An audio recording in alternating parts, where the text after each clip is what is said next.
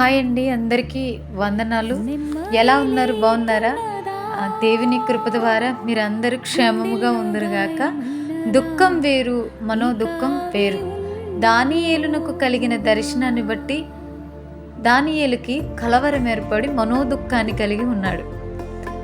ఇక్కడ ఇంకొకరిని కూడా మనం చూసుకున్నట్లయితే హన్నా సూటుపోటు మాటలు భరిస్తూ పిల్లలు లేరని మనోదుఃఖాన్ని కలిగి ఉంది. నిజమే, దేవుడు చూపించే కొన్ని దర్శనాల్ని బట్టి, మన జీవితంలో జరగాల్సిన కొన్ని కార్యాలను బట్టి హృదయంలోకి మనోదుఃఖం అనేది వచ్చేస్తుంది.